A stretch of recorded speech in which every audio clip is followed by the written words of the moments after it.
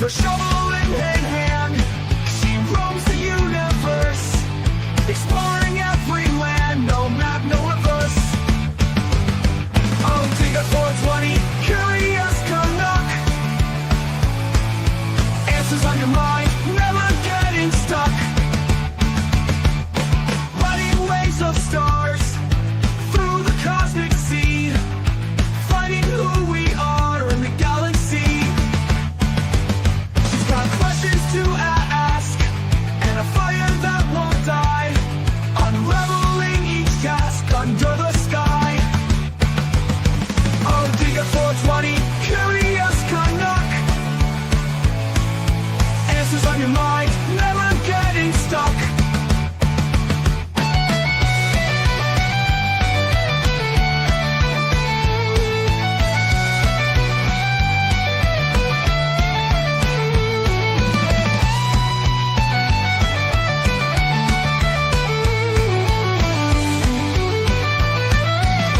Riding waves of stars through the cosmic sea, finding who we are in the galaxy. She's got questions to ask and a fire that won't die, unraveling each task under the sky. Oh, dig a 420, curious Canuck. Answers on your mind, never getting stuck.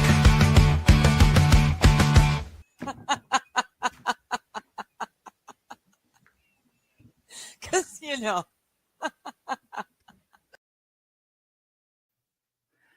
Hello, hello, hello. How is everyone today?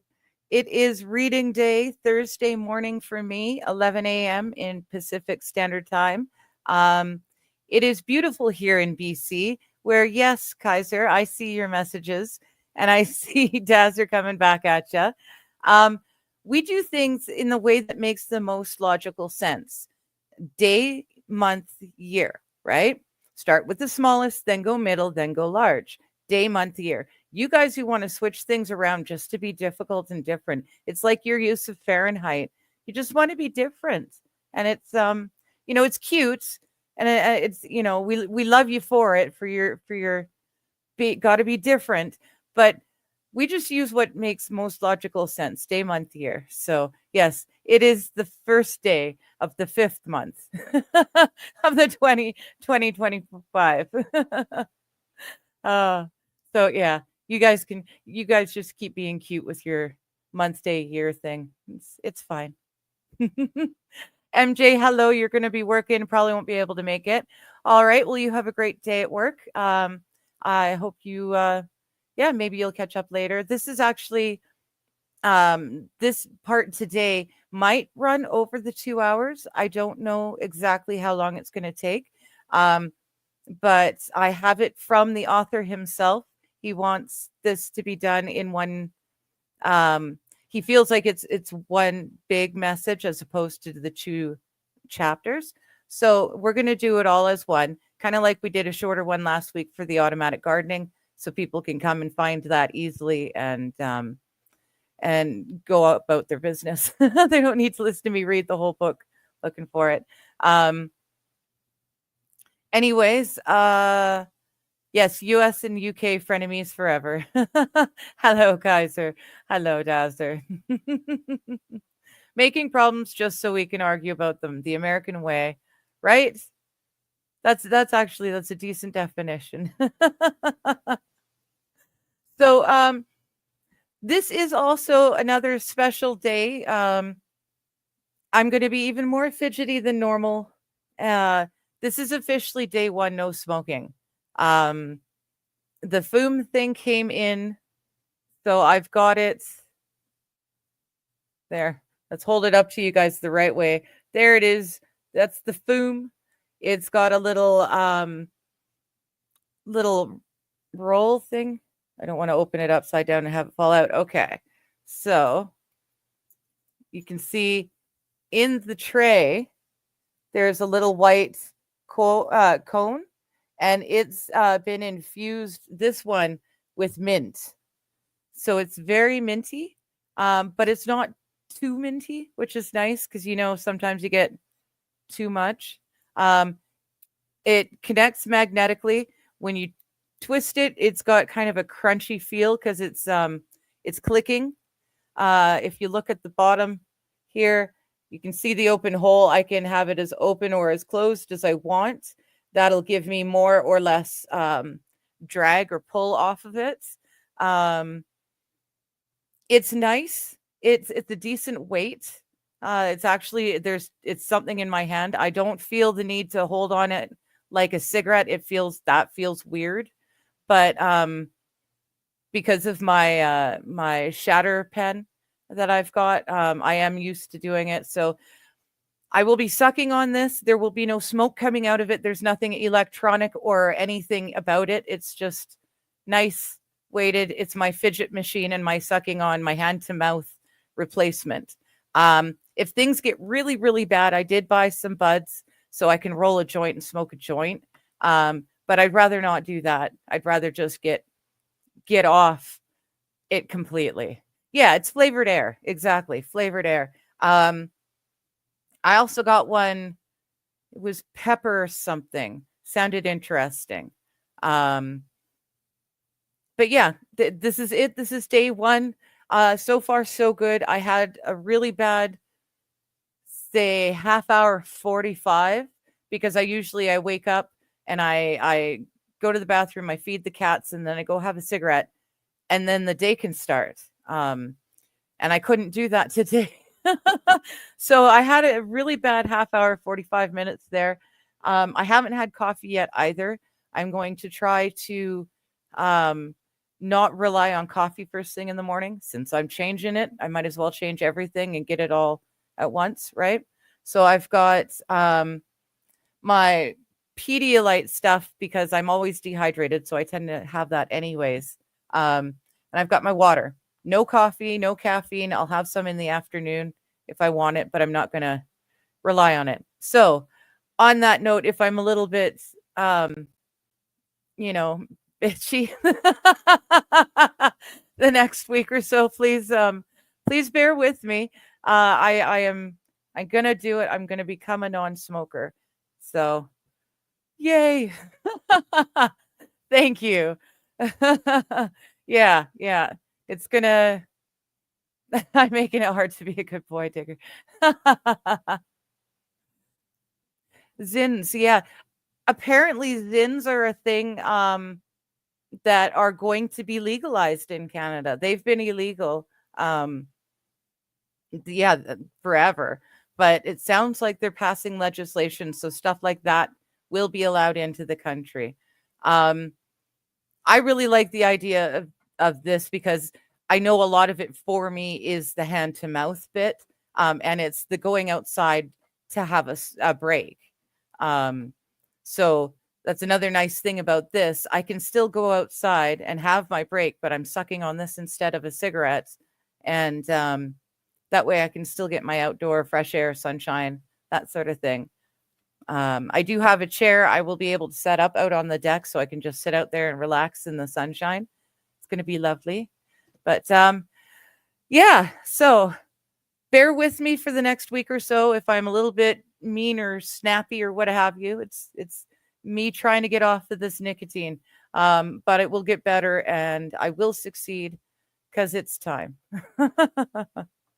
Scary as it is, it's time. So on that note, we are reading part 3, The Top of the Pyramid.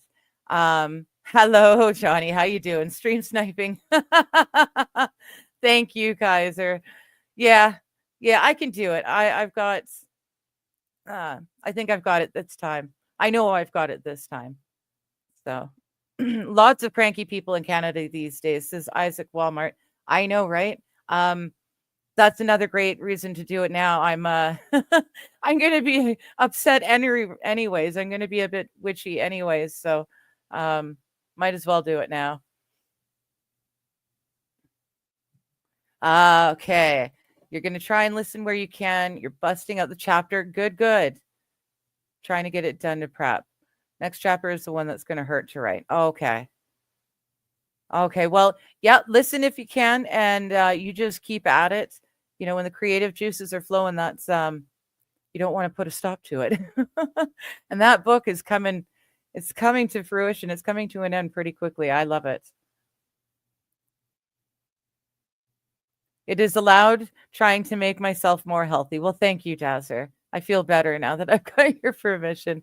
And I will still be smoking pot. It's medicinal. So, like I said, I can roll and smoke a joint if it gets really, really bad. But I'm hoping this Foom thing is gonna do it for me.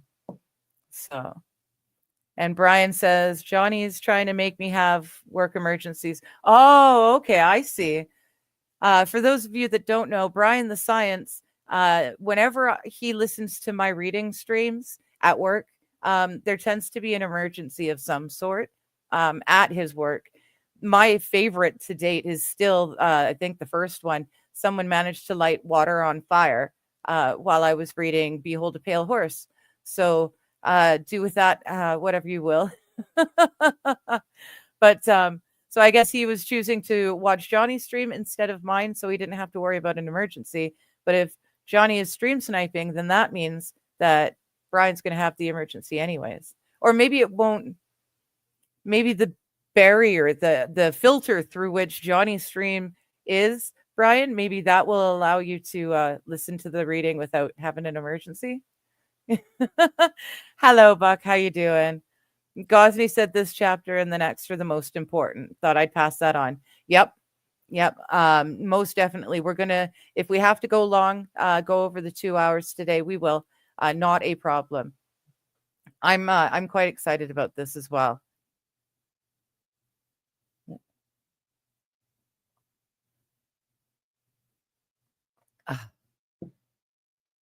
Yeah, I'm hoping all the water will help with the swelling too. It's probably not noticeable on camera, but like I can't put on the ring that I wear on this hand. I couldn't put it on today.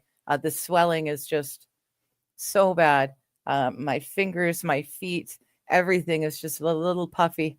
So I'm hoping no cigarettes and much more water will help flush the stuff out of my system and maybe help with that as well. I mean, I know it's something to do with my health issues, but maybe all this water and juice and stuff will help. Linda, oh my goodness. I'm so glad to see you. You have been on my mind and in my heart for weeks now, my love. I am so glad to see you.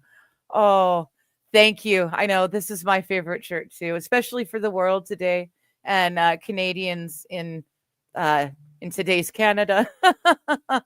It's so great to see you. Oh, thank you so much for showing up today. But anyways, this is it. This is apparently, according to Steve, these next two chapters are the most important. It talks about part 3, the top of the pyramid, and now we're going to be talking about the spiritual aspects of survival. As we know, it's called Prepare. There we go. The Handbook for Individual Freedom. It's that darned white. There we go, because it reflects. The Handbook for Individual Freedom. This is not a survival book telling you how much food to have and what kind of exercises to run and how to dig the right survival bunker. This is a book about how to survive and thrive with a proper spiritual connection with God. This is not meant strictly for surviving when emergencies happen. This is for helping yourself, helping your spirit to survive in the world. We're supposed to be in the world, but not of the world, right? So these next 2 chapters are really going to talk about how to be more spiritually prepared for when emergencies happen.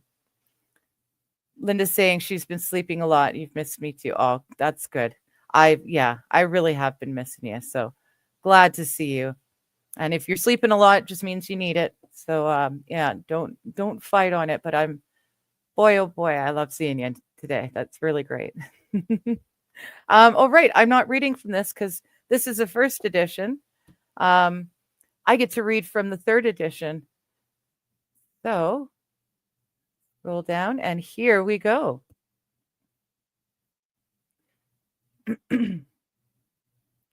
um, Preparing for emergencies with faith. Strong faith is essential when encountering adversity.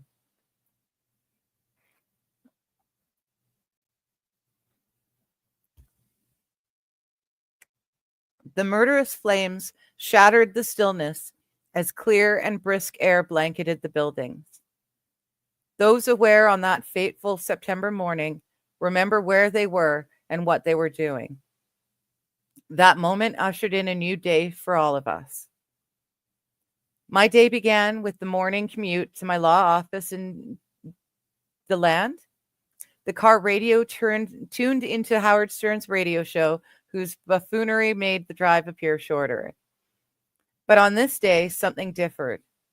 One of the show's crew excitedly interrupted the broadcast with the news that smoke billowed from one of the World Trade Center towers. When I walked into the office, all the staff gathered in the library. A stunned silence greeted my entrance. The second plane struck while I was walking from my car to the library. Not everyone reacted the same. One of the firm partners, Alex, was the only one not in the library. He worked on his brief in his office. It was due the next day, telling everyone to return to work. When George W. Bush announced the closure of the entire U.S. airspace, one of the very liberal partners in the firm, Joe, said, "Well, that's a mistake." This has always been a moment of absolute wrongness that I still remember. As the situation unfolded, I called my wife, who had only been in the United States for 3 years. We had dined at Windows on the World just a few months prior. Looking out over New York City from the 107th floor is something you do not forget. When I told her that the towers had collapsed, she didn't understand what I told her. How could it be that two huge buildings such as those could no longer exist? The following Sunday, our family attended morning mass, as had been my commitment to her when we married. But this Sunday differed.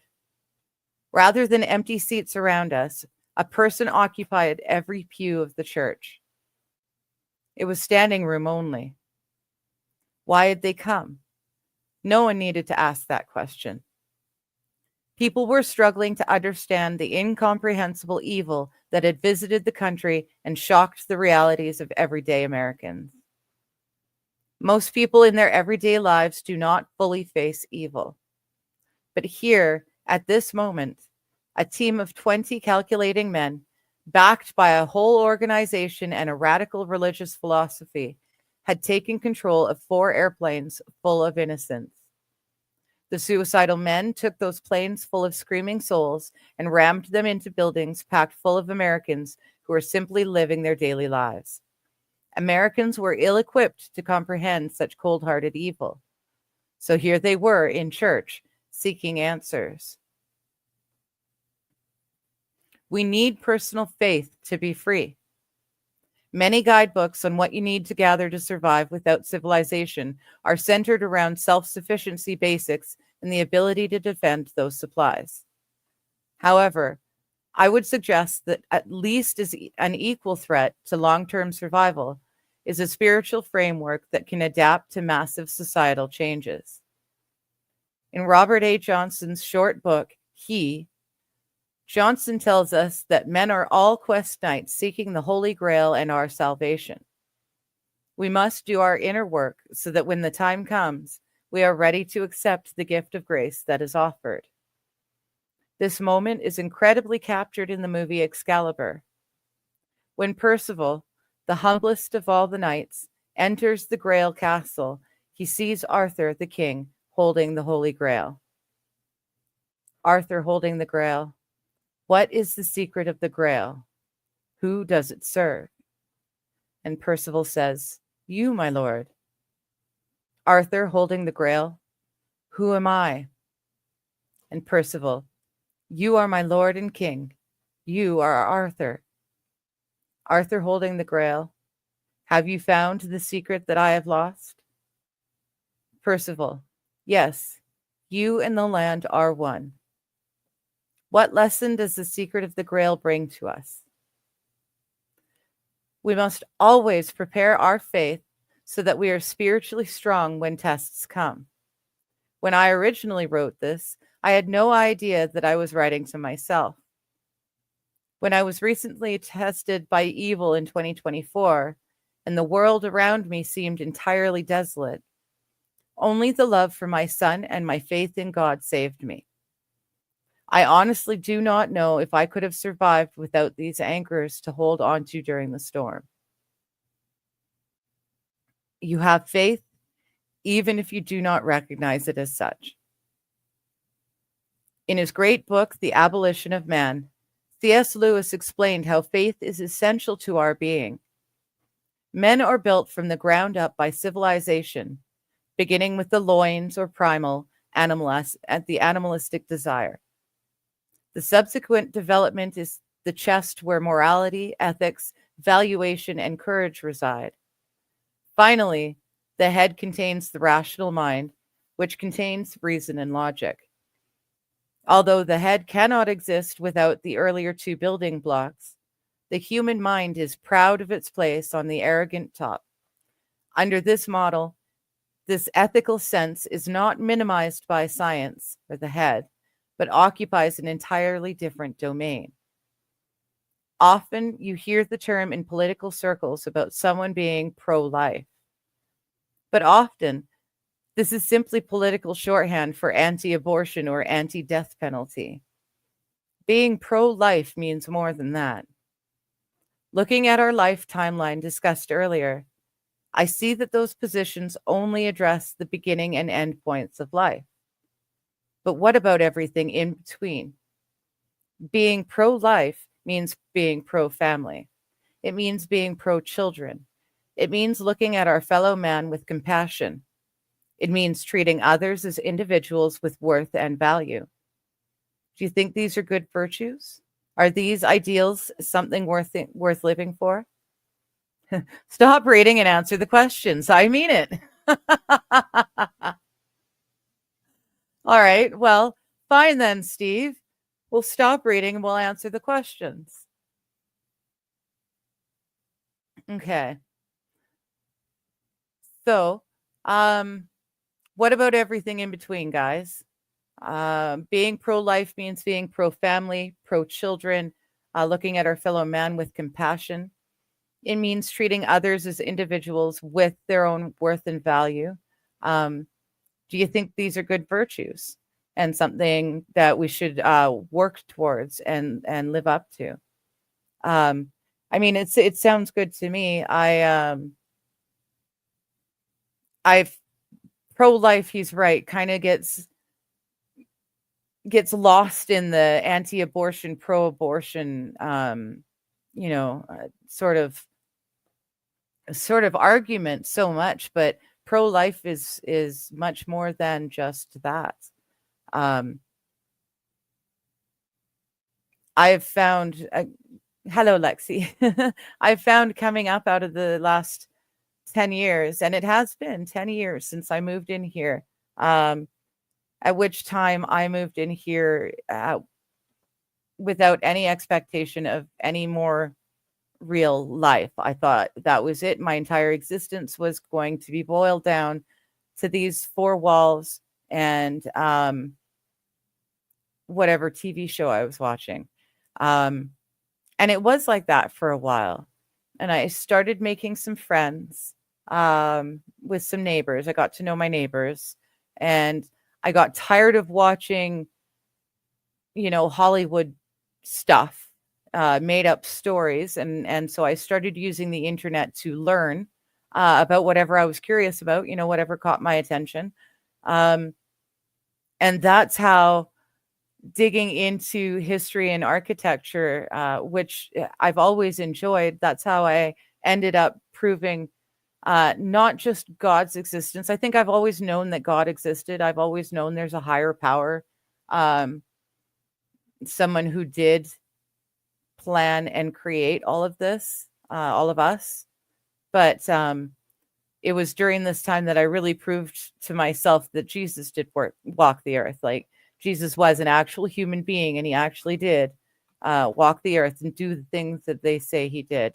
I have been able to find his family lineage. We were able to, at one point, one of my deep dives, prove that King David's King David's line did not end with him. Just all sorts of deep esoteric digging through random stuff.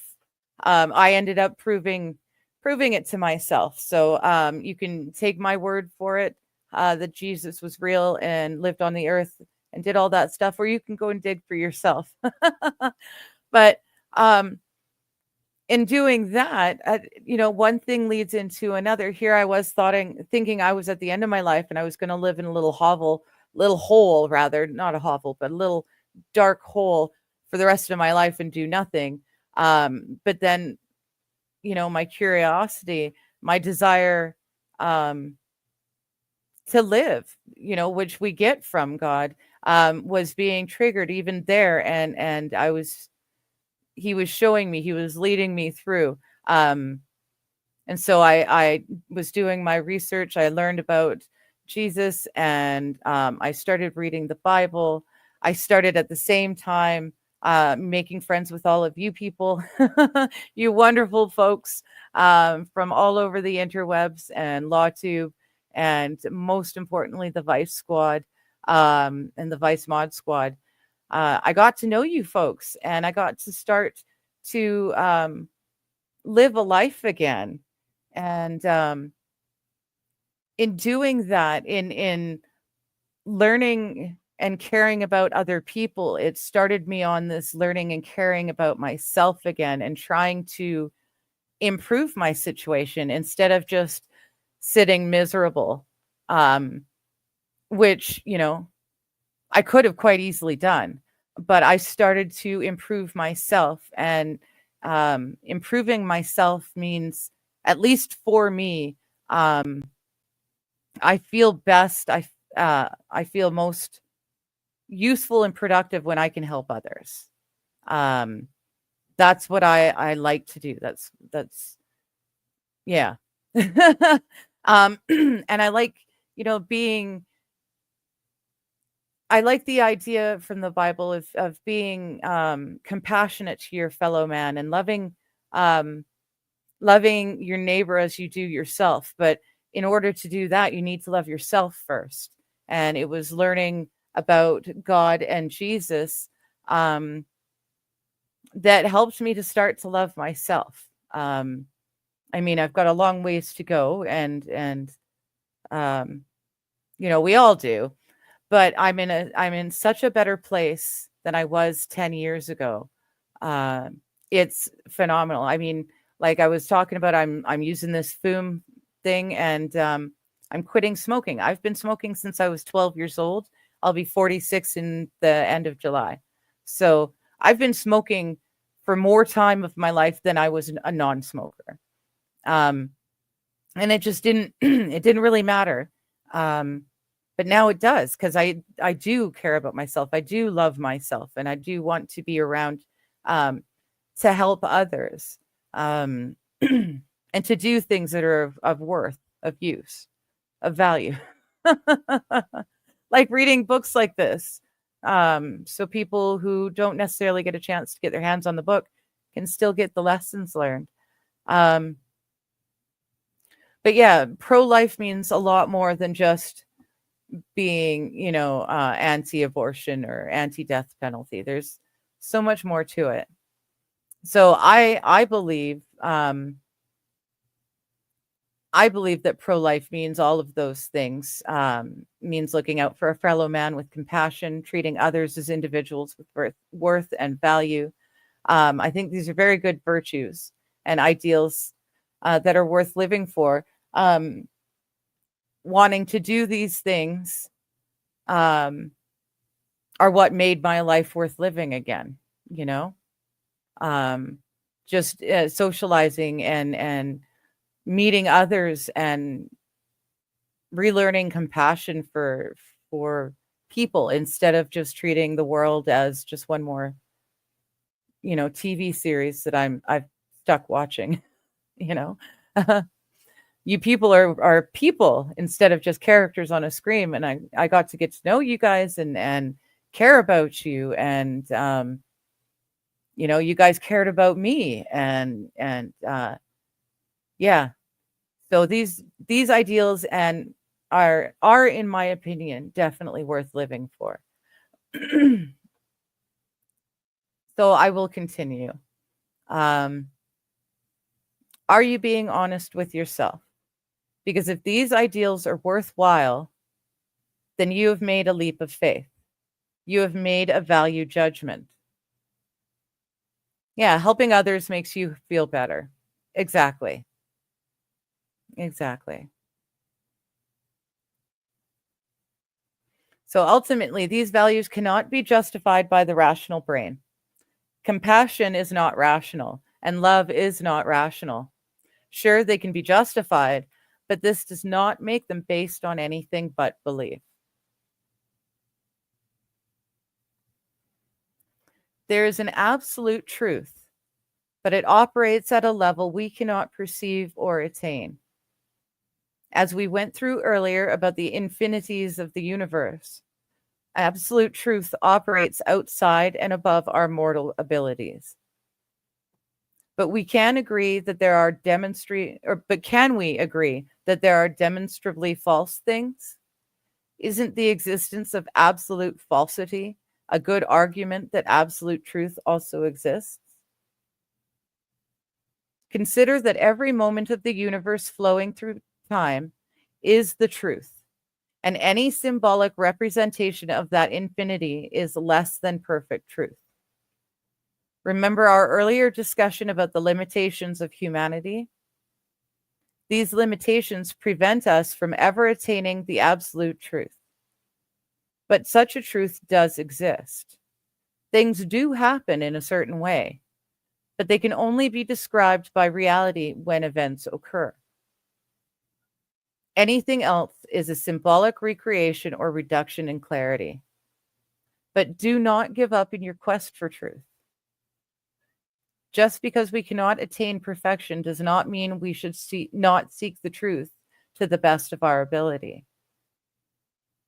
Because of our limitations, inquiries into the nature of God will always fall short of absolute understanding.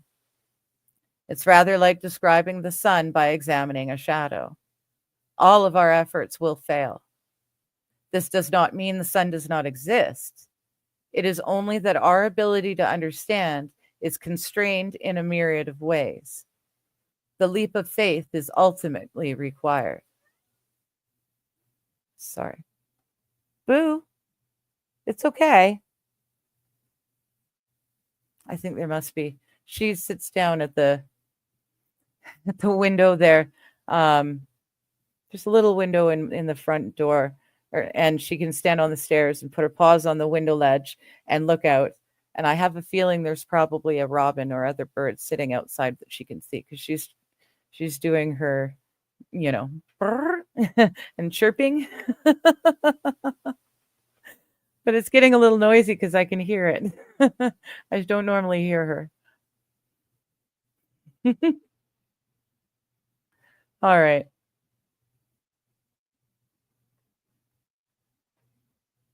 So the leap of faith is ultimately required. Another way to determine if absolute truth exists is to imagine an absolute false statement. Can you do it? How about something like gravity repels? Or perhaps humans can survive in the sun. Or maybe I can jump off the earth. There are an infinity of untruths, but only one truth. The only absolute truth is everything. Absolute falsity requires absolute truth. Similarly, there is absolute good, but it operates at a level that we cannot attain in this mortal world. Pure good and pure evil exist, but are outside man's reach. These ideals exist on a higher plane. Do not let the perfect be the enemy of the good. Being truer is better than being less true, and it is still better than being false. Because of man's limitations, man cannot attain perfect goodness on earth. Those who do fall for the false god of utopianism. However, as individuals act together, man's betterment can be achieved. C.S. Lewis was prophetic in pointing out that relativism, the idea that there are no absolute truths, would lead to the decay of morality and a lack of virtue within society. Without a belief in and the teaching of universal moral laws, we fail to educate the heart and are left with intelligent men who behave like animals.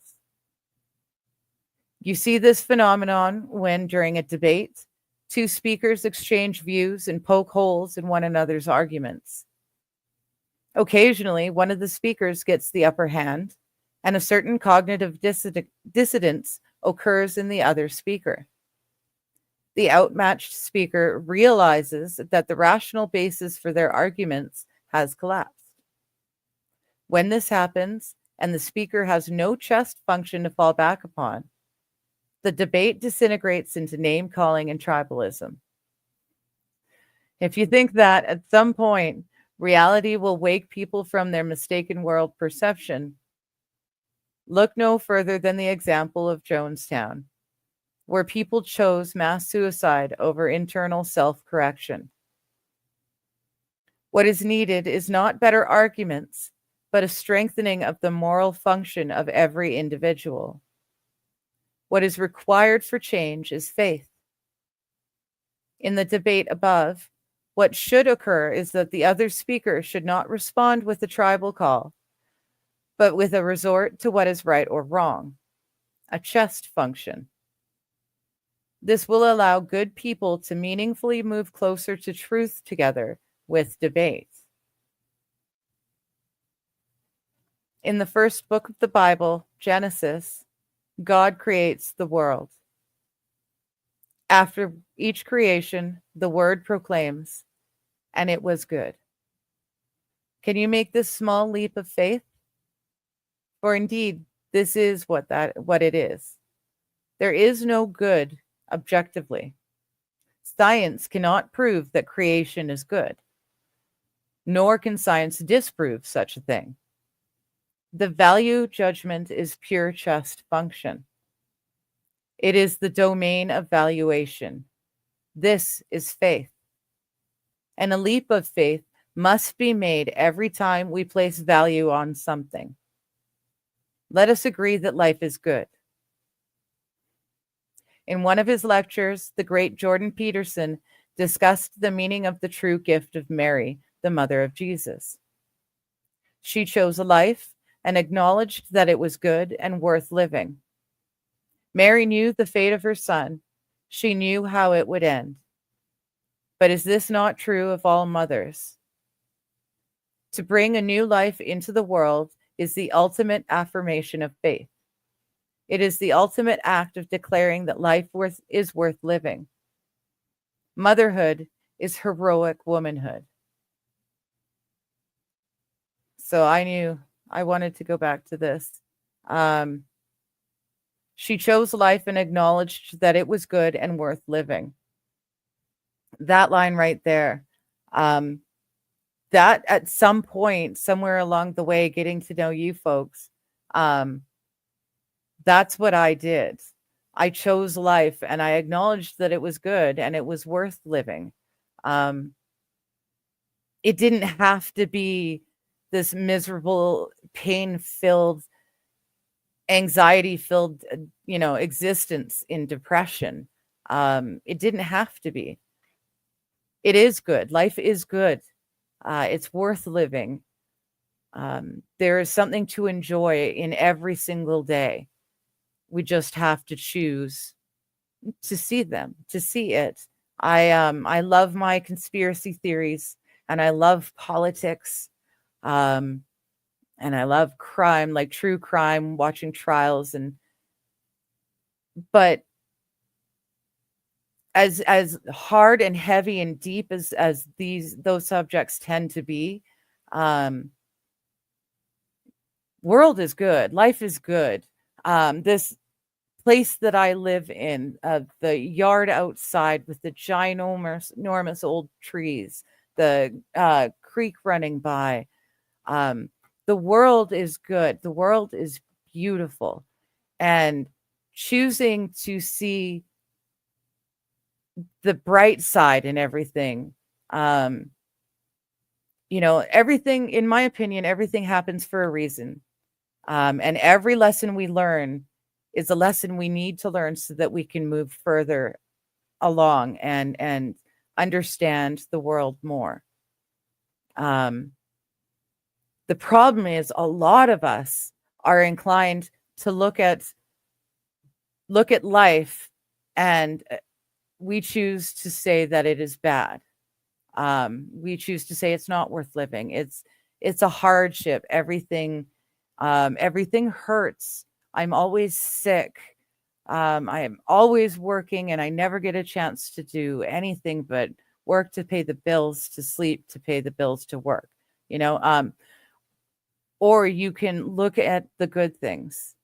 Um, and somewhere along the way, getting to know you folks, I realized that I think Jeff had a lot to do with that. Honestly, Jeff really had a lot to do with changing my perception on how life needs to be, or can be, I guess. Um, he was always happy and genial, and life is good. Um, he treated himself to the finer things in life, that he enjoyed, because he had worked hard and got to the point where he could enjoy them. He everything I never really saw him. I mean, we saw him get angry, and we saw him, get sad. It's not like he was a hero, a pedestal of happy, you know, optimism. Um, but he looked at everything with a good light. And I started doing that. I started realizing that you folks who are happy and enjoying life, there's a reason for it. And a lot of you have faith. It may not be talked about all the time. We not, it's not that. I mean, even Jeff had faith in good. I know that he was a lapsed Mormon, but um, he hadn't gotten rid of the higher power. He just wasn't sure about the way he was being worshipped, from my understanding. Um, and that's kind of it. There's a higher power in life, and I started looking at why would this higher power have put us here, like why am I stuck in this hole and miserable and in pain and sad? There's got to be something for me. There's got to be something for me to learn. There's a reason why I'm stuck in this hole, and I've got to learn and grow. And so I started looking for it, and you guys, and Jeff, and um the streams I'm watching, and the people I'm meeting, you guys are the ones that helped me find the reason for it. You guys helped me be able to see the good in life, and my life has changed so much in 10 years. Um, I'm like a completely different person. I'm happy and I'm laughing all the time. Um, I genuinely enjoy meaning, or enjoy my time spent with people. Um, I don't hide in bed trying to sleep away the pain all day long and all night long. I enjoy life again. So yeah, everything happens for a reason, and I think at some point in my learning about Jesus and finding you guys and building new friendships and caring about you, and how you guys are doing, I've learned to care about myself as well. So The line, she chose life and acknowledged that it was good and worth living. I think that's what I did. I am not sure at the exact moment, but that's what I did. I chose life and I started to acknowledge that it was good and worth living. And suddenly the bad things aren't as bad, you know? We almost always enjoy spending time with you too, says JKD Buck. Well, thank you. As Mo says, YouTube helped me find my tribe, right? That's just it. And YouTube helped me find my life again. Um, it's amazing. But you're right. You almost always enjoy spending time with me, but I know I can digress. So I will let that line resonate, and I will continue reading the wise words of not Jeff, of Steve, whom I wouldn't have met without Jeff. So there you go. Everything happens for a reason. Mary knew the fate of her son. She knew how it would end. But is this not true of all mothers? To bring a new life into the world is the ultimate affirmation of faith. It is the ultimate act of declaring that life is worth living. Motherhood is heroic womanhood. So know yourself. My buddy Ryan B. comments that projection is the dominant explanation for much modern societal conflict.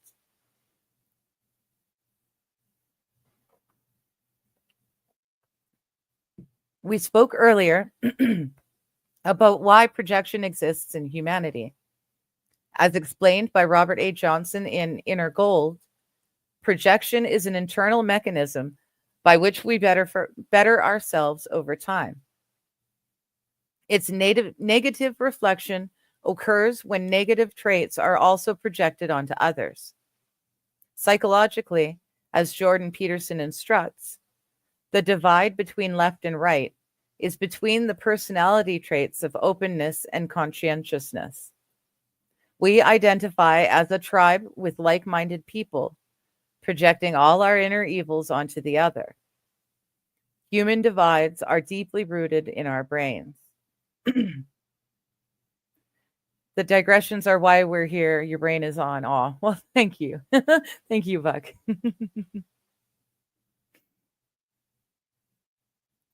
Personally, when writing this tome, I have attempted to soften my criticism of the modern left. I need to be extra cautious that my internal conservative predilections do not project onto others the evils that are unaccounted for unconscious biases in my head. If I have fallen in this way, please forgive me. We are all fallen creatures. Another point about projection is our ability to grow. Understand this process. You look at another you admire and lift yourself up by imitating that ideal to become more significant than who you are now. If we're honest with ourselves, which we should always be, we may feel that we're being false or untruthful. That's not who I am, you may say to yourself. But you are limiting who you can be by defining yourself down. You can be something greater. Allow yourself the freedom to grow. We should strive to know ourselves. The Myers-Briggs Type Indicator instrument is a traditional personality tool that can help you understand your personality better. Developed in the 1920s, Myers-Briggs is a practical application of Carl Jung's work. The 4 dichotomies are introverts, extroverts, intuition, sensing, thinkers, feelers, and perceivers, judgers. Myers-Briggs is a proprietary test, but you can take a similar free version here. Oh, come on. No. Oh, gosh, no. That's not what I wanted to do. I wanted to copy paste. I didn't want to click on it. Come here.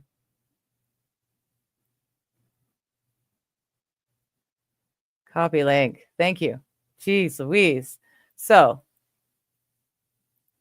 here you go. If y'all are interested, mypersonality.net right there. That's a similar version to the Myers-Briggs. Similar but free, which is always my level. A more sophisticated and updated version of the personality test is available through Jordan Peterson. This model is based on the Big Five aspect scale. The Big Five, developed in the 1990s, has been well researched and valid. The Big Five traits are openness to experience, conscientiousness, extroversion, agreeableness, and neuroticism. Peterson's test can be found at, copy link. This is,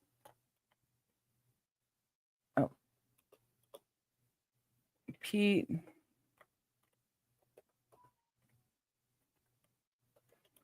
Test. Right here.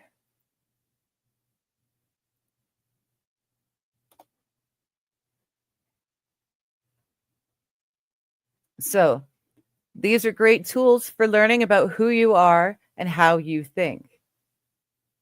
But be careful not to allow these traits to box you in. For example, people who are fear-driven are high in neuroticism. This trait can be a barrier to experiencing life. Time can waste away as fear cages the mind. Exactly. By knowing this about yourself, you can learn how to overcome your fears. You can experience the gifts of life. When I started private law practice, I struggled with the whole hourly billing thing my first year. I would work for 10 hours, then look down on my billing sheet and see only 4.5 hours reflected. In the firm's first annual evaluation, they commented on this, and I could not help but agree. My natural self-correction took hold in my second year, and my billings records improved quite a bit.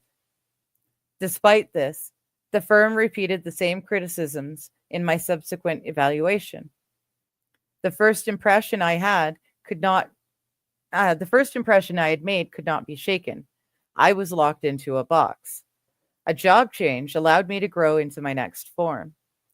Assess whether your present surroundings constrain you from growth and seek strategies to overcome these outside limitations. Recognize idolatry in all its forms. The ban on idolatry is grounded in the first commandment, which states, I am the Lord your God, who brought you out of the land of Egypt, out of the house of bondage. You shall have no other gods before me. You shall not make for yourself a graven image or any likeness of anything that is in heaven above, or that is in the earth beneath, or that is in the water under the earth. You shall not bow down to them or serve them.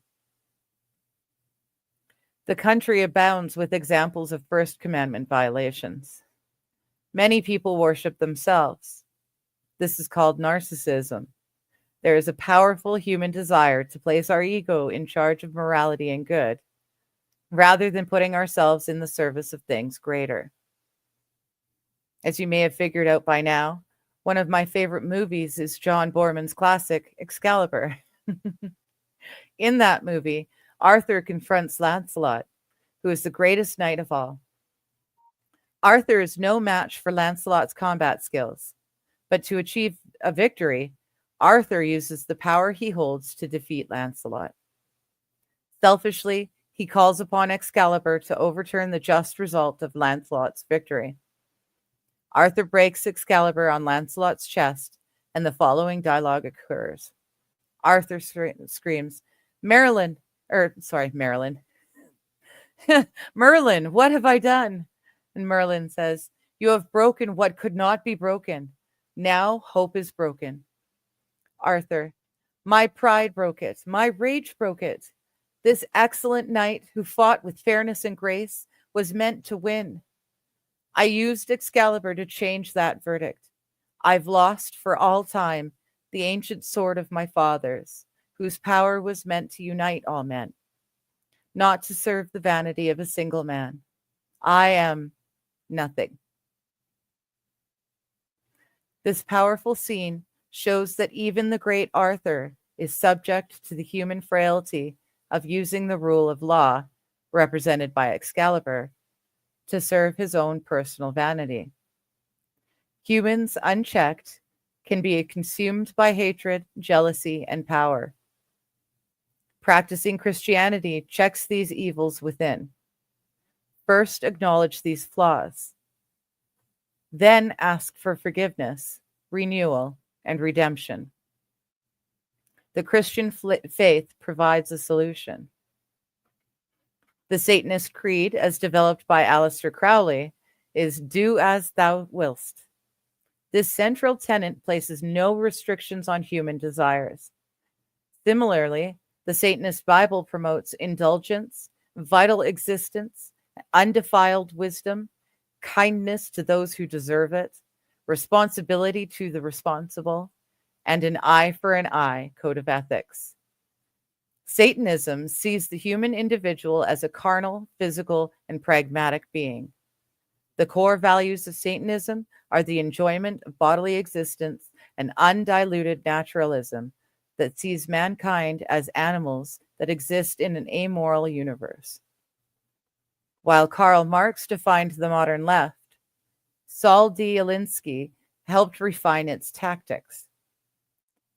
Alinsky acknowledged Lucifer as the first radical in his 1971 book, Rules for Radicals, a pragmatic primer for realistic radicals.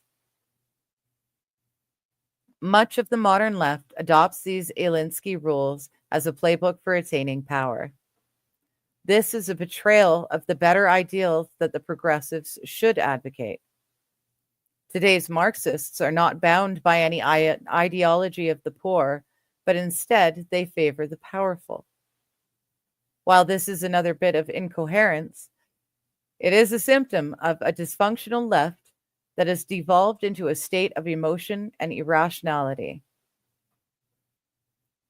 Young people deprived of meaning in their lives cling to anti-fascism or anti-racism as a symbol that they are opposed to evil, an evil defined only by that which they personally oppose. This is simply a flavor of false gods. These are people seeking an identity and who have chosen to define themselves as anti-evil. The error here is that the evil that they define is self-referential and not based upon Christian faith, but media and politically created delusions. Conservatives need to be wary of the same trap going the other way. Do not label someone who disagrees with you as a communist in that you are anti-communist. Now, it may very well be that you are dealing with a communist, but be sure before the mental conclusion.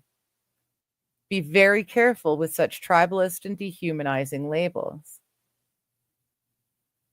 Excessive environmentalism can result in the worship of a false idol of Gaia.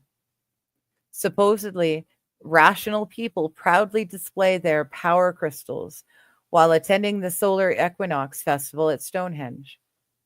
Isn't it interesting that rejecting Christianity results in a devolution to paganism? Ayn Rand, in a collection of 1971 essays titled The New Left, The Anti-Industrial Revolution, analyzed this ideology in the 1960s, concluding that leftists were slavishly following every basic idea of their teachers by attacking the critical foundations of a rational, free society. The 1999 edition was appropriately retitled The Return of the Primitive, and this is what it is. Some people worship human-made law. An error here is that the law does not dictate moral right or wrong.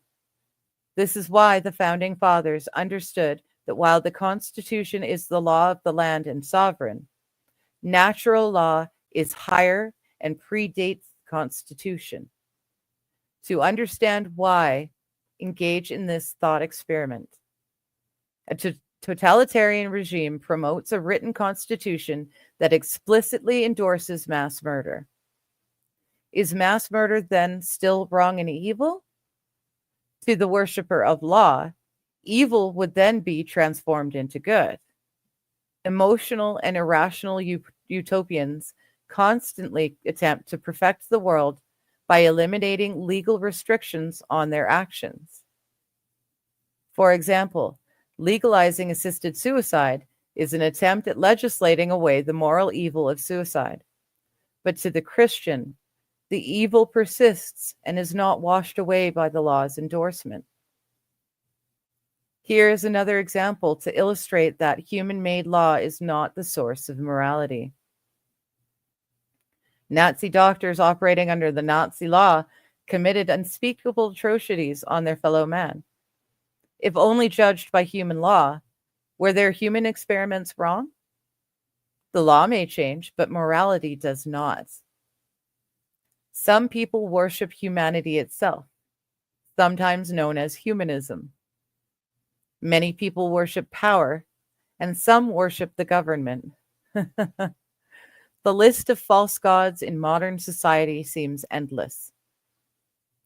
I just want to throw in here, for me, for a long time, my false god, my idol that I was worshiping, was Hollywood, was TV, was the movies, was all the different made up stories that I could lose myself in, and pretend to be these different characters who are living these different lives.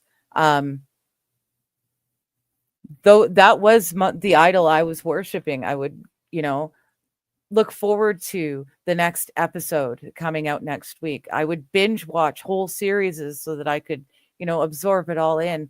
I still watch TV and movies, more lately than I have in a while, but it's not my entire life.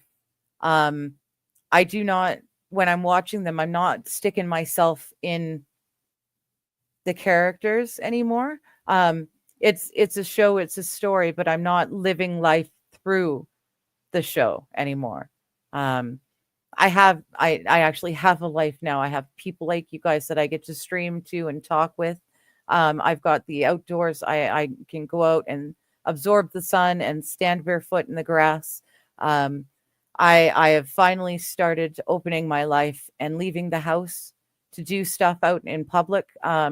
Little shopping trips, walking downtown and back, feeling comfortable within civilization and society again. It's been a long time coming, and I'm nowhere near done yet.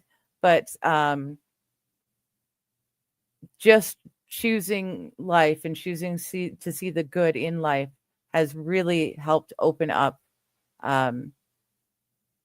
up my world, and it's allowed me to see just about anything can be an idol. There are so many things that we can make into a false god, that we may not realize.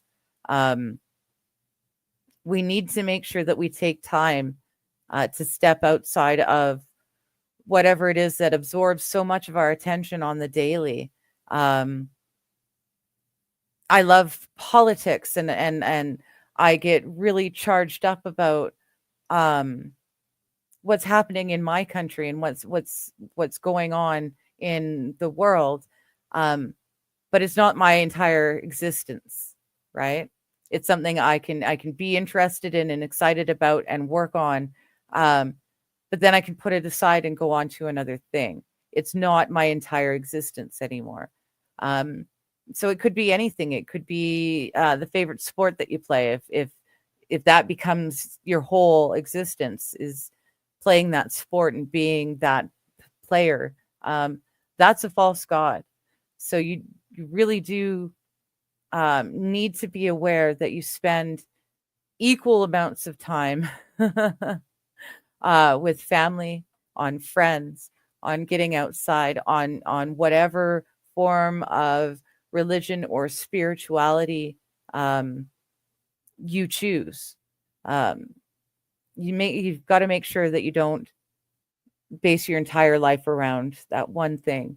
And then, yeah, he says it here: recognize evil. The failure to place faith in God where it properly resides. results in a lack of language to identify and describe evil. Modern Westerners cannot name evil by name anymore, so they come up with substitutes. Thus, when confronted with moral questions, secular people resort to name calling. Racist or fascist or Hitler are simply substituted terms for evil or Satan. Try it next time you hear someone invoke Hitler during a debate. See if evil is not a better term. If it is, then use the terms of morality, the terms of the chest, rather than the complex historical figures who are long dead. Christianity requires free choice. Free choice requires evil. If God is good and we are free to choose God, then we must also be free to reject God, and evil is the absence of God. The failure to recognize evil, combined with the inertial legacy values of Christianity, resulted in strange after effects. For example, what explains the peculiar human psychological tendency to place the bad guys in charge? A typical response to a bully by a group is to empower the bully. They're just upset because they're without power, the thought goes. Let us remedy that injustice. This odd tendency for us to empower evil finds a heretical basis in Christianity. A foggy ideal of post-Christian pacifism results in a cowardly placation of evil. This strange debasement, reversing good and evil, permeates today's modern secularism. Winston Churchill's essential account of the lead up to World War II, The Gathering Storm, is rife with the appeasement of Hitler, the man. The idea of pacifism in the face of evil, that the best way to deal with evil is to turn the other cheek, underlies the desire to appease. Yet, this philosophical position is incomplete. Christian ideology supports the fundamental right to self-defense. A Christian is morally compelled to defend the innocent.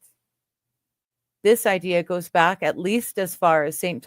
Thomas Aquinas in his Summa Theologica and is reflected in the Catechism of the Catholic Church, 2263 to 2265, on legitimate defense. The legitimate defense of persons and societies is not an exception to the prohibition against the murder of the innocent that constitutes intentional killing. The act of self-defense can have a double effect: the preservation of one's own life and the killing of the aggressor. The one is intended, the other is not.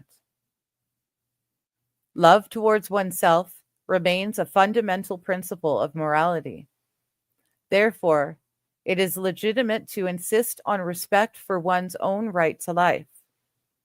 Someone who defends his life is not guilty of murder, even if he is forced to deal his aggressor a lethal blow. If a man in self-defense uses more than necessary violence, it will be unlawful, whereas if he repels force with moderation, his defense will be lawful. Nor is it necessary for salvation that a man omit the act of moderate self-defense to avoid killing the other man, since one is bound to take more care of one's own life than another's. Legitimate defense can be not only a right, but a grave duty for one who is responsible for the lives of others. The defense of the common good requires that an unjust aggressor be rendered unable to cause harm. For this reason, those who legitimately hold authority also have the right to use arms to repel aggressors against the civil community entrusted to their responsibility. Pope John Paul II recently affirmed this key teaching in an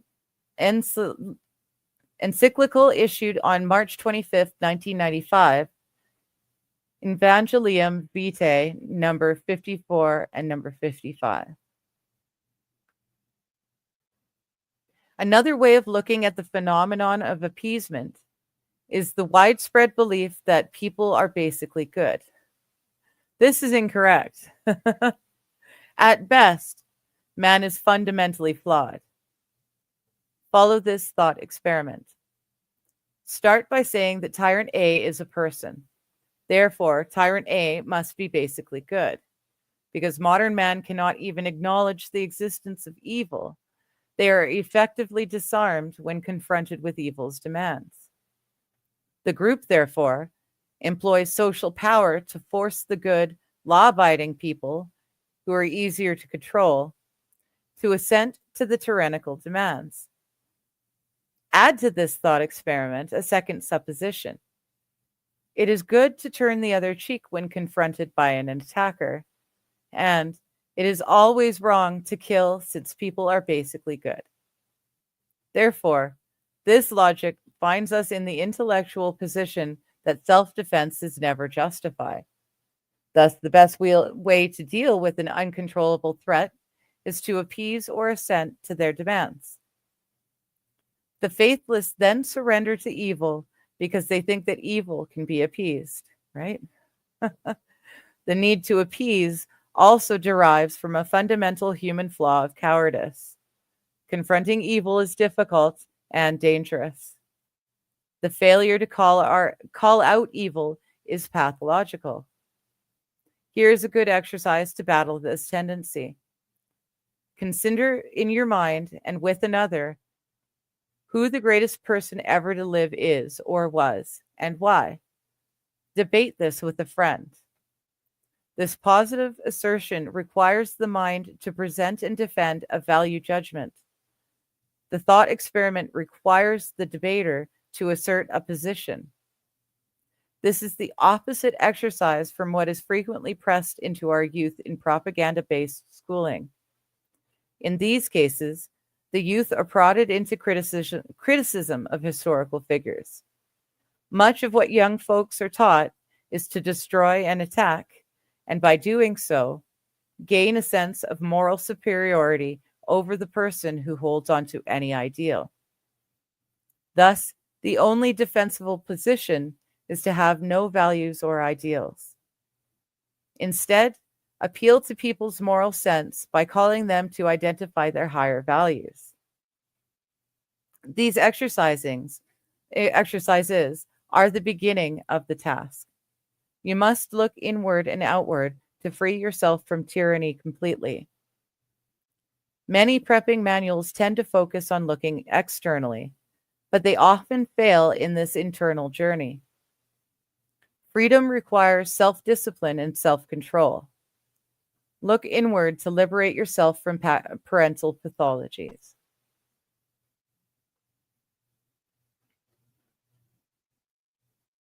A Christian path. What faith is worthy of your life? Why go to church? Do you think that you could fit one day a week into your schedule for a weekly meditation on your moral self? Reflecting on a sermon nourishes your chest function. Relax, clear your mind, and let the ritual bind you with God. Perhaps you do not believe it. But if the Christian idea is followed, would the world not be better? Hello, Steve. How you doing? Got to drop in bit time. No problem, Stephen. Thank you for writing this and allowing me to read it. We're really getting the good stuff here, you know. And like you've said, this whole topic of faith and mental and physical fortitude is never touched on when it comes to survival. And it's so important. Doesn't matter which God you individually choose to follow, a faith in something larger and faith in something more than it makes you a better person. It makes you hold yourself up to a better light. makes you improve yourself. Oh, thank you. You like the digressions. Thank you. So I'm going to start that a little bit again. Why go to church? Do you think that you could fit one day a week into your schedule for a weekly meditation on your moral self? Reflecting on a sermon nourishes your chest function. Relax, clear your mind, and let the ritual bind you with God. Perhaps you do not believe it. But if the Christian idea is followed, would the world not be better? Can you think of a better values system than Christian doctrine? Perhaps you, as a non-believer, could do better than those delusional God worshippers. Until you find a better philosophical system, learn about the one that promotes love and universal brotherhood. Develop a deep understanding of the faith before deconstructing what you imagine it to be. The Catholic Catechism is a great place to start. I wish I had known about this handbook for the faith when I was growing up Protestant. The Catechism helped me to know what the true church stands for, as opposed to the projection that I absorbed from outside and formed within my mind. Know what you are protesting and why before you alienate yourself. Be clear in your faith. You could reject the church out of hand for being filled with sinners, and you would be correct. The church is filled with historical problems and conflicts, so you may justify your non-attendance. Better to stay away. It would be a shame if the sins of the church should taint your perfection. But I ask, what regular meditation are you and your family devoted to? Do you set aside time to ponder the ethical and moral problems we must all confront? None? You could reject the Bible as being full of untruths. You could say, I do not believe there was an Adam and an Eve. All this stuff is a bunch of hooey. But it is a mistake to read the Bible as a science text. It's a profession of faith. The words are not meant to teach physics, just as a physics text does not teach about good and evil. The rational mind is jealous of competitors. The rational mind is jealous of competitors to its power and seeks to rationalize away faith. But the chest function is its own domain. Now, I can hear you saying right now, yeah, sure, I believe in a personal savior, so I don't need to attend church. It's between me and God. The church gives us a support network of faith. That's it. It's the community. And the communal worship of God is also very powerful. The church gives us a support network of faith. Can you stand alone against evil? You're a stronger person than I. The church makes us better together. The Catholic Mass asks, look not upon our sins, but on the faith of your church. Be a part of your faith community. Give your strength to others so that when you are weak, you can call on them. Science. You will hear modern people boast that they follow science, but without faith, truth becomes malleable. Ethical questions cannot be resolved by science. If the trajectory of a planet needs to be calculated, then science can propose a prediction. If the efficiency of an engine is to be measured, science can provide the answer. If the question is one of good or evil, science will utterly fail. This is not to say that faith in science is foolish. Science has brought us untold wealth and technological accomplishments. Science has brought safety from nature and extra long life. Science has protected our children from early death. Science has provided incredible comfort, convenience, and leisure. But science will never fulfill the needs of the human soul. Faith is required to answer the questions of what is good. Faith is necessary to recognize truth. and faith is needed to provide meaning to life. In the absence of faith, evil spreads. Flipping the whole idea on its head, science can strengthen faith. My friend Emily came to her faith by deriving Euler's identity from a college course. When she realized that it was so mathematically perfect, she marveled at God's divine existence. For the mathematically inclined, here is the formula. E, which is the base of natural logarithms, is raised to the power of pi times I plus 1 equals 0. I is the imaginary unit, which is defined as I squared, which equals -1. George Lemaitre, a Catholic priest and professor of physics at the Catholic University of Louvain, was the first to theorize the expanding universe and the Big Bang theory of cosmic creation. Fundamentally, the current crisis in Western civilization is a failure of faith. By the failure of faith, as a Catholic, I mean the faith of the Judeo-Christian ethos. Faith still exists, albeit under the guise of different value structures, and faith in different things. Thank you, JK. To understand this, think about the concepts of idolatry discussed earlier. To modern ears, idolatry brings up images of a golden statue to be worshipped, golden calf. But like most discussions of Christianity, this is a deceptively narrow definition. Faith in false idols surrounds us. In the West, we are very committed to the rational mind, but we need a balance of faith. Ben Shapiro has described Western civilization as a bridge between Athens and Jerusalem. Athens refers to the flowering of ancient Greek civilization in the 5th and 4th centuries BC, often referred to as classical Greece. Jerusalem refers to the Christian tradition, which is founded on Judaism. Both sides are needed. The rational brain function is important, but it's not enough. Faith is needed. Guilt. Christianity posits that man is burdened with guilt, often described as the guilt of original sin. More secular types may better understand the concept as the guilt of existence. You see this perspective echoing through our media. Man is a pox on the earth. Some movies fantasize about what the world would be like without humans. There are attacks on every form of energy, innovation that has allowed civilization to thrive. In the 1964 book, Suicide of the West, James Burnham posits that this anti-human utopianism ultimately justifies mass murder and suicide. Many people have projected their need for guilt alleviation onto government policies.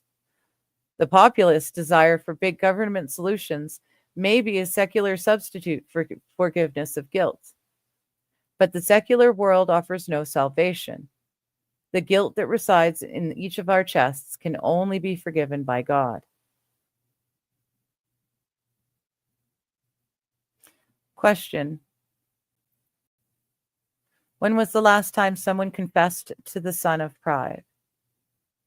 Something to ponder. You mean like confessing of our own pride? Yeah, I guess I haven't. I'm lately my inside machinations. I'm trying to be less selfish, because I can be very, very selfish. And part of being less selfish is quitting smoking. The body is the temple, is our temple. We're supposed to treat it the way God would treat our bodies, our systems. How is he supposed to do the work within me when I keep polluting it?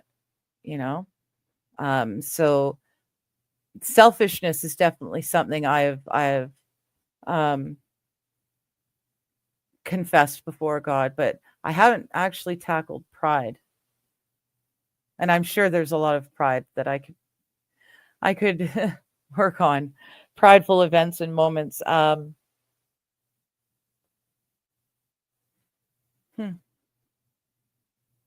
Yeah, I'm trying to do self-improvement without being selfish and not doing self-improvement for myself, but to better ready myself for his teachings, if that makes sense. But I will ponder on pride because you're right, at least in my from my perspective, pride isn't something I've looked at myself for in a while.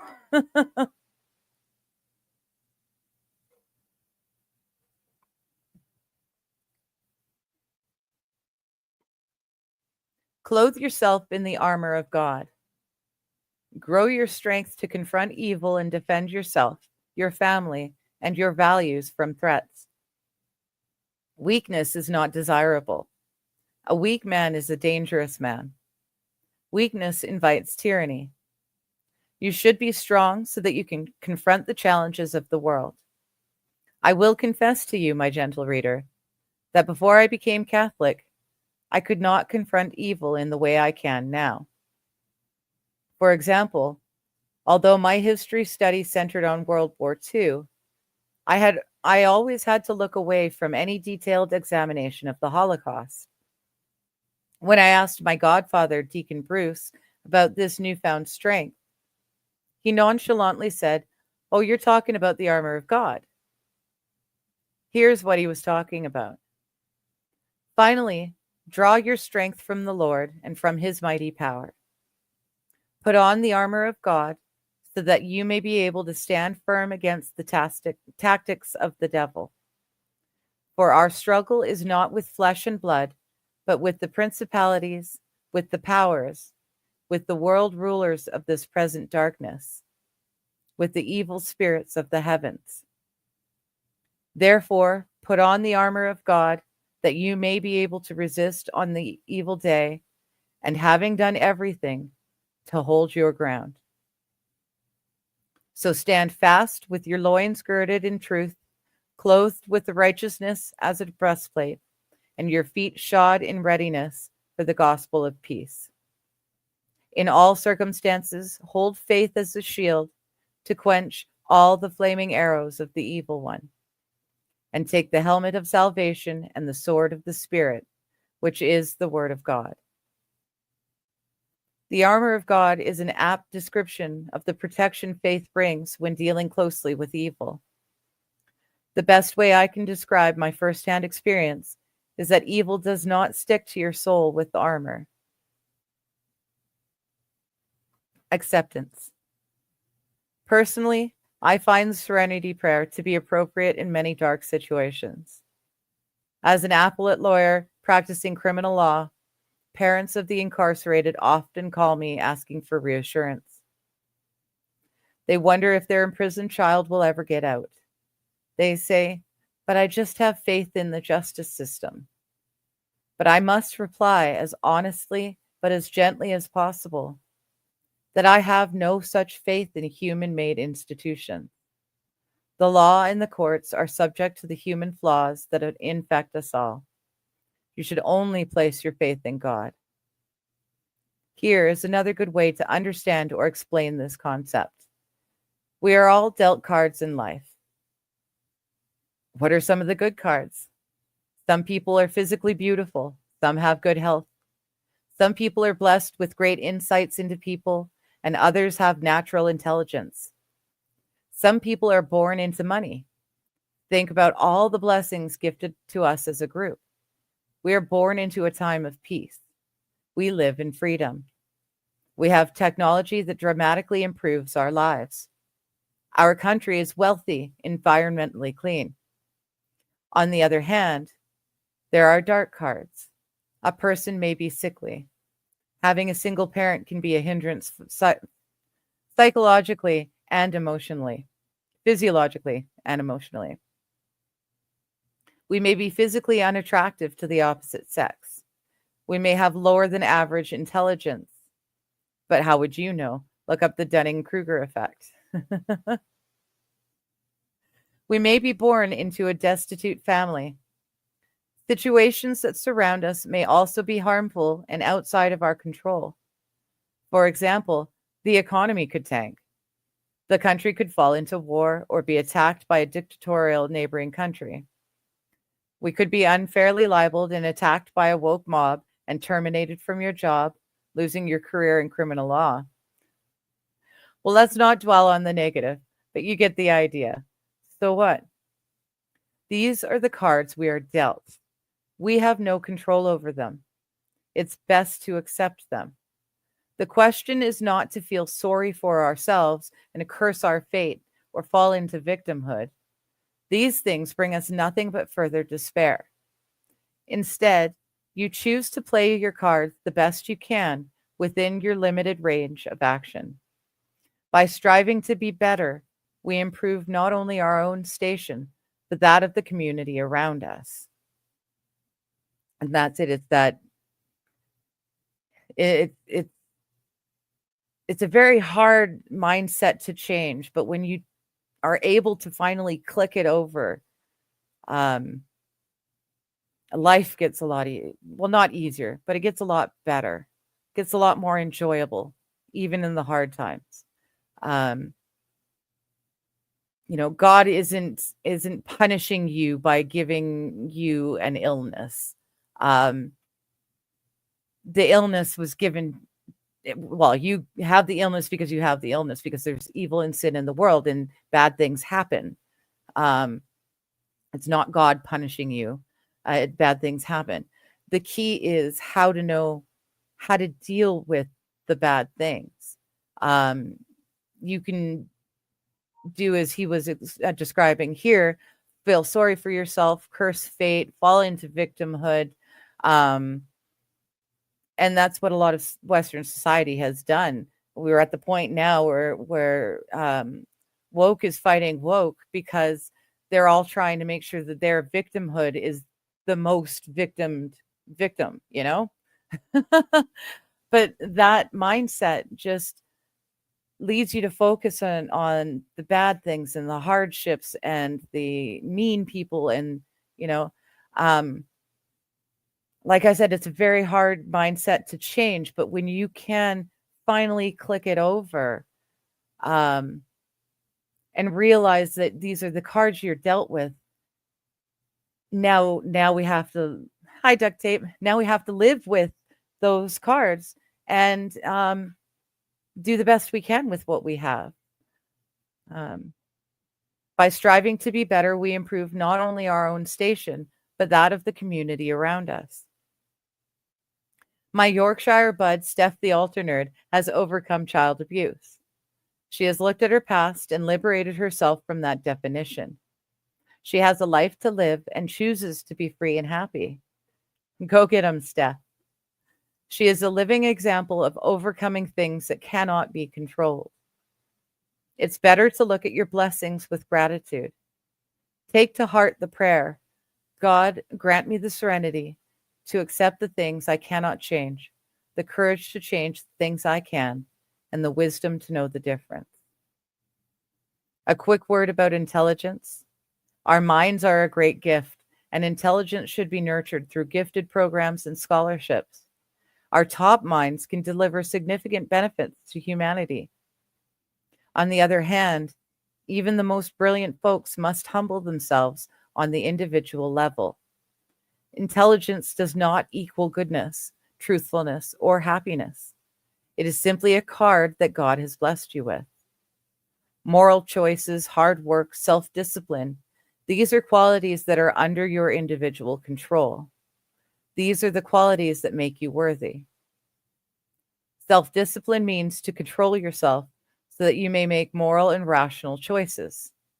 By controlling ourselves, our will may be exercised against our primal base. Many people know about the 7 deadly sins: pride, greed, wrath, envy, lust, gluttony, and sloth. If you're honest with yourself, you know exactly which one is your weakness. recognize it, and discipline it so it does not control you. Buddhist belief that desires cause suffering is a generally accurate observation of the human condition. As a Christian, I have a bit of a different view. Desire for earthly goods can be sinful if you put it ahead of God. The proper stance towards money and wealth is that we should be grateful for our blessings when they come and use our wealth for good. That can mean protecting ourselves and our families and establishing freedom of action to choose good in the world. Humility. I met Justice Clarence Thomas twice while at Washington and Lee School of Law. I will never forget his wisdom when he spoke. He said that he always approached the court with humility.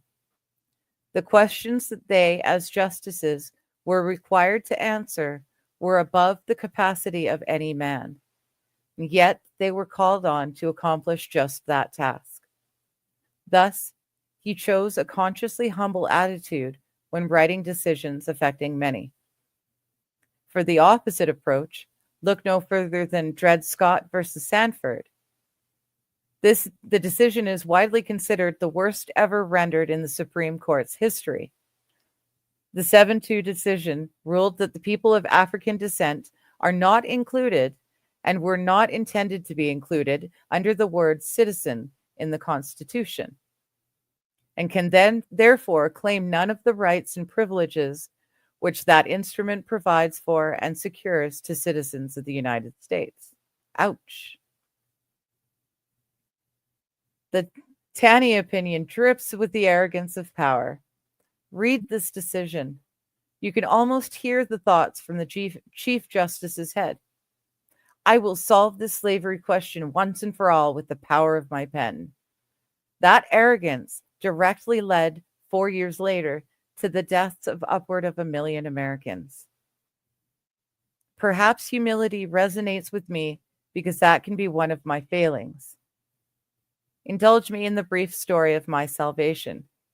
In 2010, one of the darkest parts of my life, I was unceremoniously terminated by the newly elected state attorney. I was a great prosecutor. The police loved me. My judges loved me. I had been wronged. Getting the heave-ho for something you did wrong is easily rationalized.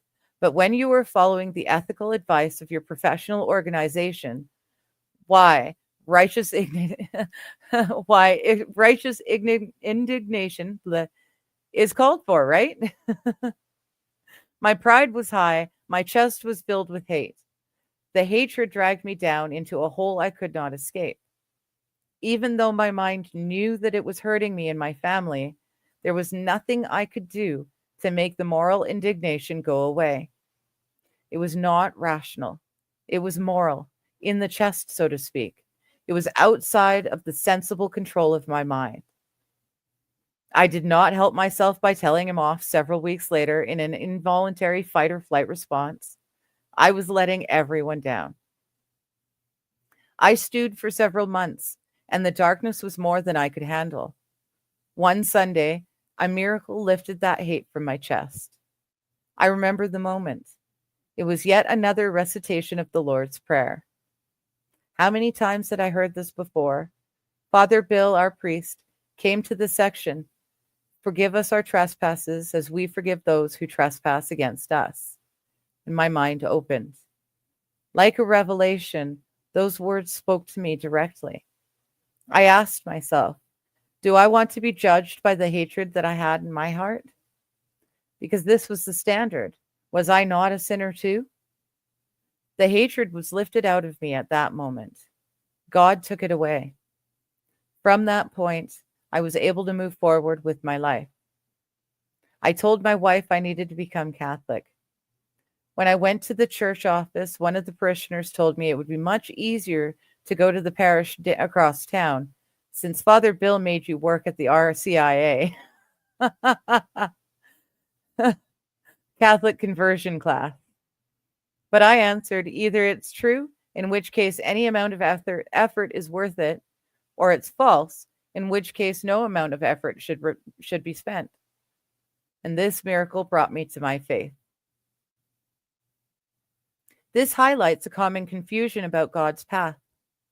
Blessings are not equal to easy, and growth is not painless. Many, if not most, worthwhile goals require commitment and effort. Such efforts should only be devoted to worthy causes. In 2024, the script played out again with a little bit different flavor, and it is only through love and faith that I was able to survive. Remember Harry Messerschmidt's sculpture Out of Shadow? Go look at it again, especially the sculptural detail at the top. Here. Bloop. Nope, there. Okay, good enough. Copy. I had it. I just didn't save it.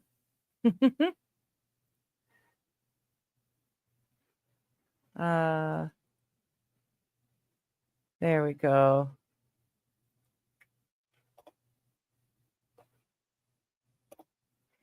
Images. There we go. That the whole of it?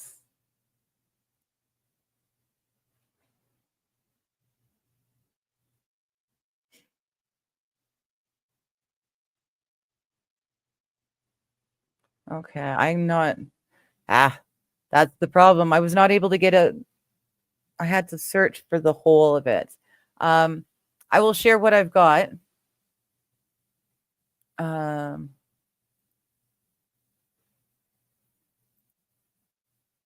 we go. Present. Share screen. That one there. Share. There we go. What if I do this? There we go. That's a little bit better. And close that. So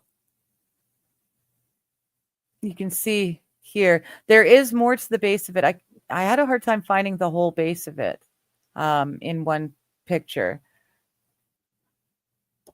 Did you have?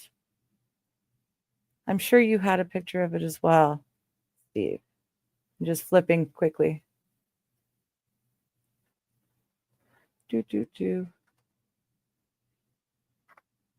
No, okay, maybe you didn't have it in there. Either which way, that is the top half of it right here. I wish I could figure out where I'd put it. Copyright issues. Oh, it's not pictured in the book because it's copyright issues. Yeah, that's it. But there's a little bit more to it. There's a base to it. And I was able to find one picture that showed the whole of it in one picture. But there it is. So now I need to get back to the book so I can read. So look at it again, especially the sculptural detail at the top. It seems to me that the man is quite precarious at the top. Perhaps a little humility in his self-creation is in order.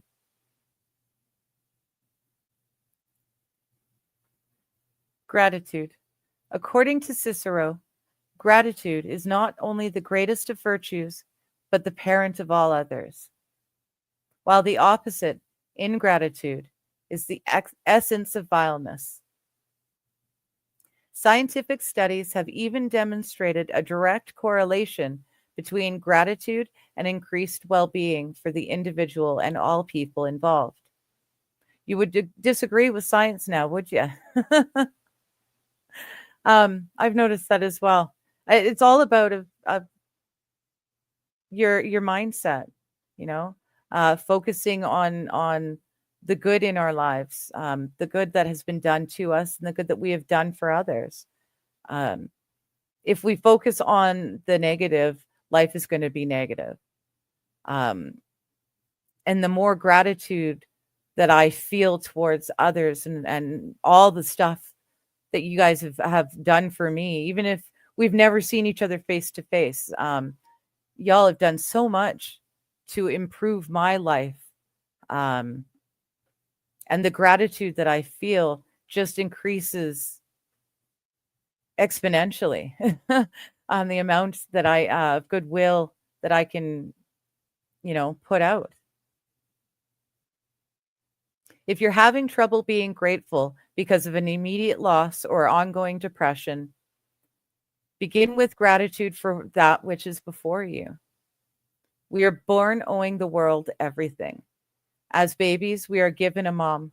Mom drives us home on roads we did not pay for, into a society we did not create, on an earth from which we sprung.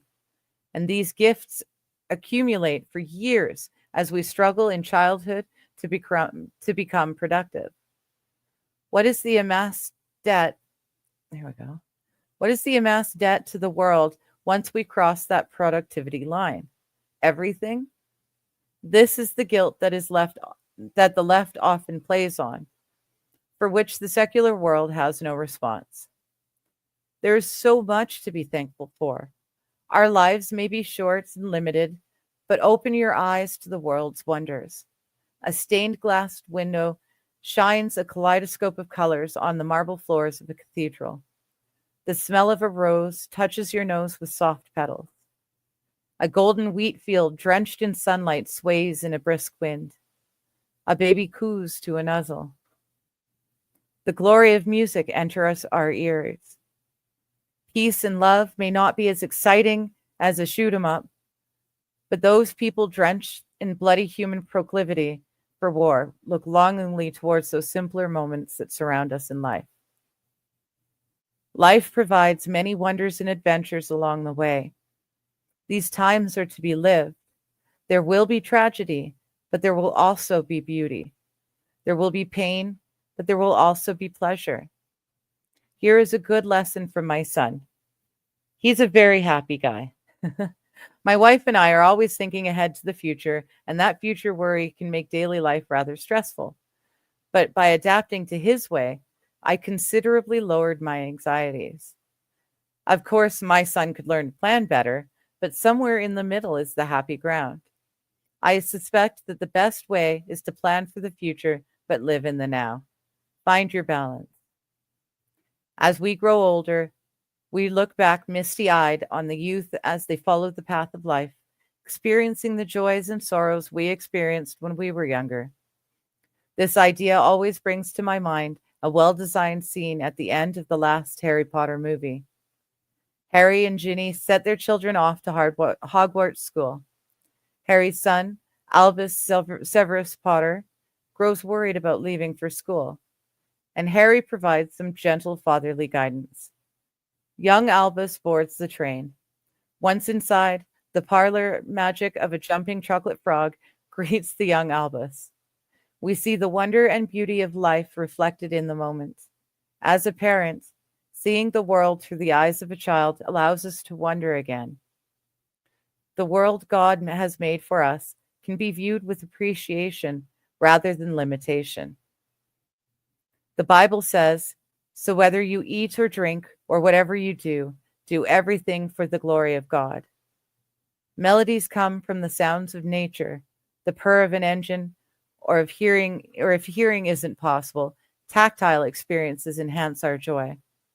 God loves us so much that he gave us each the ability to worship and relate with him uniquely. It's one of those things beyond our human understanding.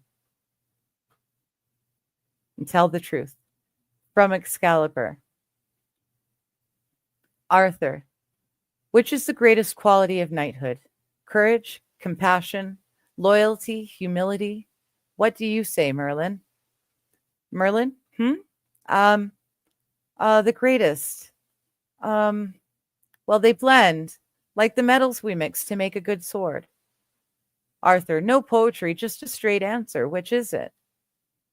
Merlin, all right then. Truth. That's it. Yes, it must be truth above all. When a man lies, he murders some part of the world. You should know that. I'm just going to put that back up there so I can see it.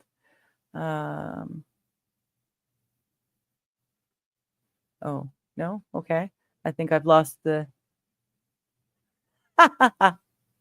There it is. I lost StreamYard for a sec, but I found it again.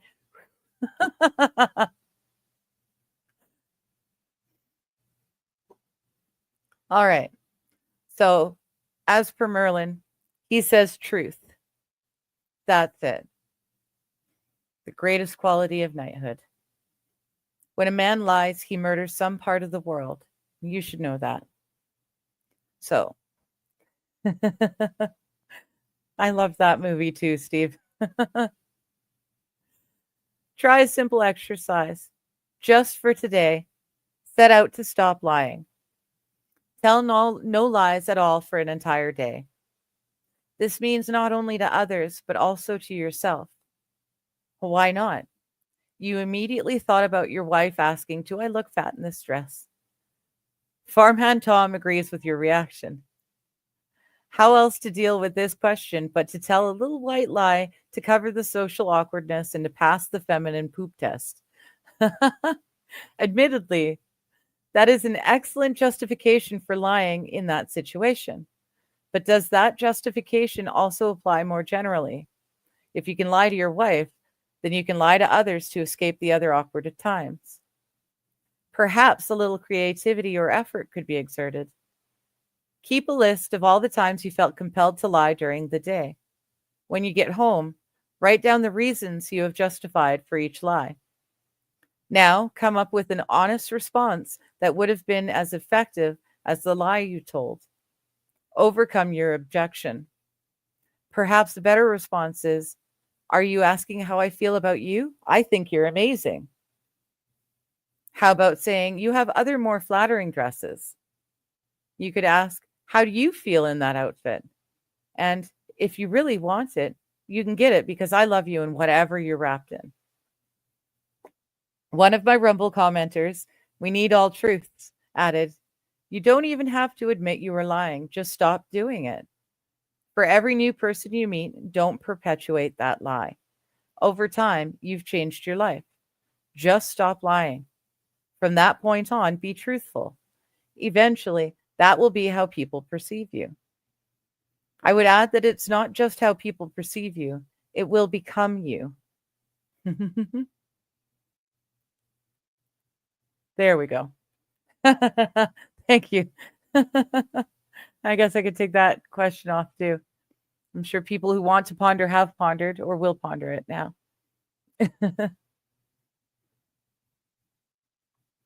Aristotle reportedly stated, "We are what we repeatedly do. Excellence is not an act, but a habit. Bad habits are a prison, like smoking.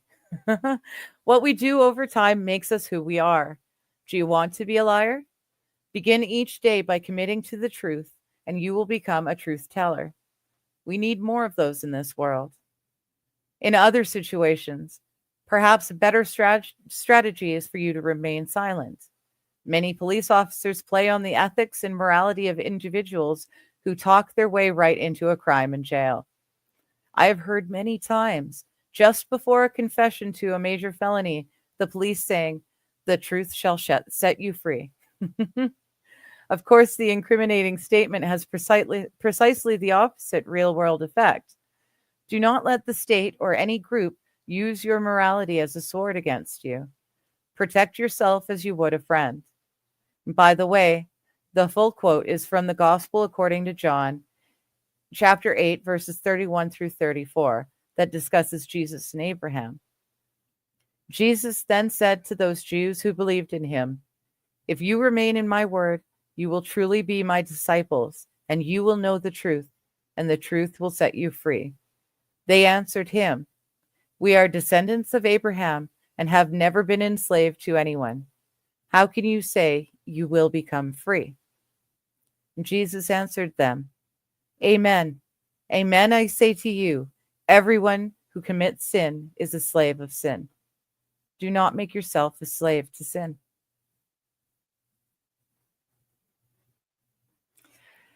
And that's it. That's everything. That's both chapters, the full faith topic. It's all in one standalone video. It's definitely got some questions I'm going to go back and play with and think on. But that's it. I'm really glad. I'm really glad that we're reading this together, honestly. I have the original book. I have read it myself. Like I said, part of why I do these reading streams is I find I retain things better and for longer if I'm reading them out loud. But I just look like an idiot if I'm sitting by myself reading out loud. Um, it also helps me. I have troubles with certain words for some reason now. I'll see words and I recognize the words. I know the words. I can define the words, but I cannot for the life of me hear what the word sounds like. And so I can't read them. So reading out loud like this is helping in that respect as well. And when I do get stuck, you guys are there to help me, which is lovely. So I would suggest rewatching this stream. If you don't have the book, or if you do better like me, if you need to hear and read out loud, I'd revisit this one.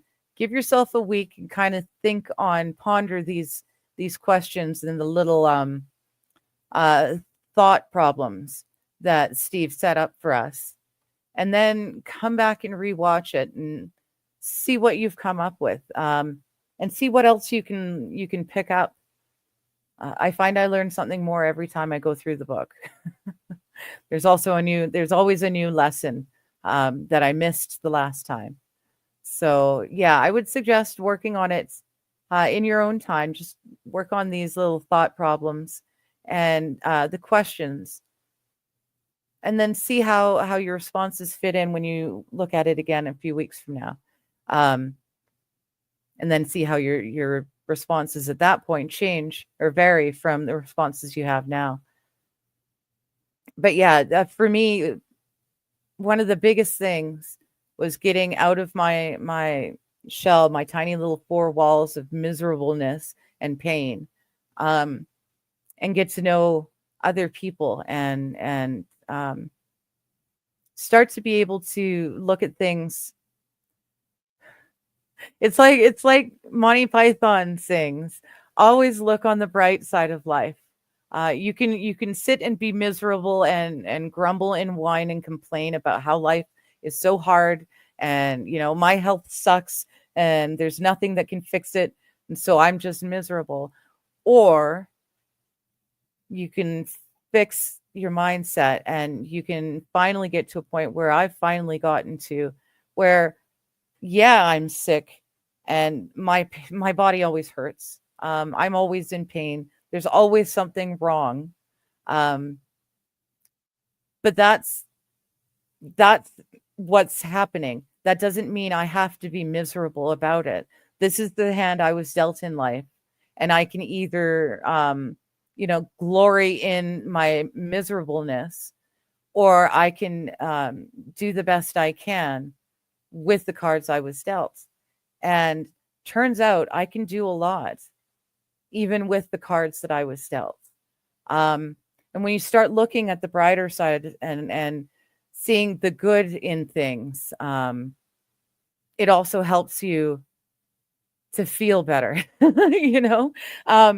to learn more and to grow, and to help others.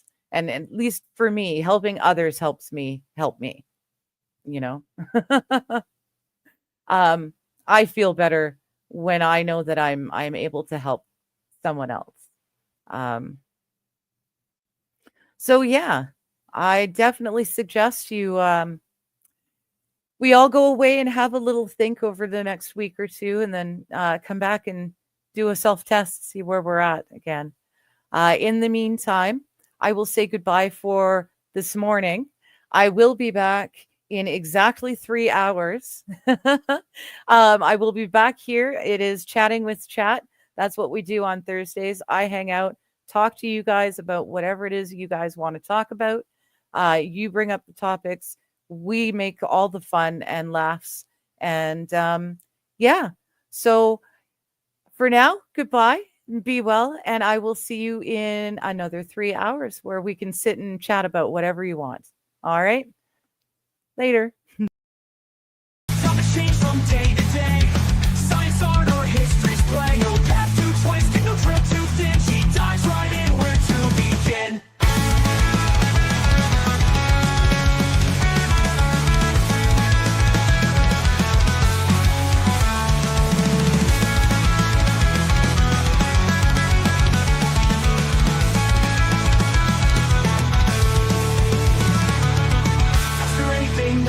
obscure. She'll dig and dig a spirit so pure. From ancient lore to future dreams, every question finds its gleam. Wherever she goes, answers will follow. Into the depths or up high in the hollow. Curiosity calls, she's ready to find solutions to everything on her